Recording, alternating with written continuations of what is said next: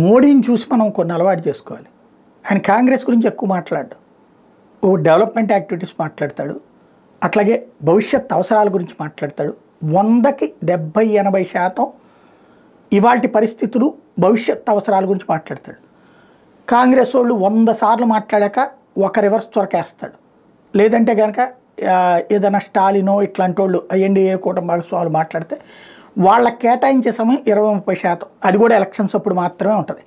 మిగతా టైంలో డెవలప్మెంట్ అనినే మాట్లాడతాడు.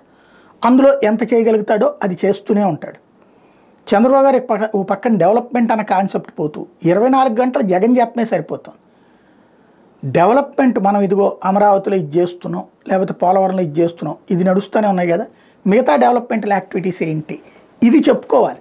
అది పోయి మద్యం విక్రయాల మీద సిట్టేస్తే తాడేపల్లిలో రికార్డులు తగ్గుదాం, తీసుకెళ్ళి బొక్కలో దోయించిగా జగన్ని ఎవడాపాడు? అక్కడ ఉన్న ఆ గడ్డి తగలాడితే పోలీసులు ఏం చేస్తున్నారు? దాన్ని ఎదురుగుండా ఉండేది పోలీస్ సెక్యూరిటీనే కదా, ఏం చేస్తున్నట్టు? కాగితాలు తీసుకొచ్చేవాడు రోడ్డు మీద తగలబెడతాడా? అట్లాంటిది ఉంటుంది. అట్లాంటి ఇవన్నీ ప్రచారానికి పనికొచ్చే తప్పించేది జగన్ జగన్ జగన్ జగన్ జగన్ మీద ద్వేషం, జగన్ మీద దూషణ, జగన్ మీద కోపం, జగన్ మీద ఆగ్రహం, జగన్ ఒక దుర్మార్గుడిగా చిత్రీకరించేటటువంటి ప్రయత్నం. ఇంకొకటి ఏదో వాళ్ళు క్రీడలు నిర్వహిస్తే అదొక దుర్మార్గమైనటువంటిది. అట్లాగే ఏది ₹1 విరాళం, ఎక్కడ ₹1 విరాళం వాళ్ళు తీసుకెళ్ళి పంచినీయన్ని ఏంటి? ఇప్పుడు తెలుగుదేశం హయాంలో ప్రకటించినటువంటి డబ్బులు ఎన్టీఆర్ ట్రస్ట్ భవన్ నుంచినే కదా వెళ్ళింది. జగన్ వైపు నుంచి పంపించే డబ్బులు వాళ్ళ వైసీపీ సంబంధించిన నాయకులే కదా, సామాన్లు అవన్నీ తీసుకెళ్ళి ఇచ్చి వచ్చింది అక్కడ. అది కళ్ళెదురుగుండా అందరూ చూశారు కదా, అది మాట్లాడాలా. మరోవైపున జగన్ జగన్ జగన్ అనేటటువంటి జపం చుట్టూ నడుస్తున్నటువంటి పరిస్థితి.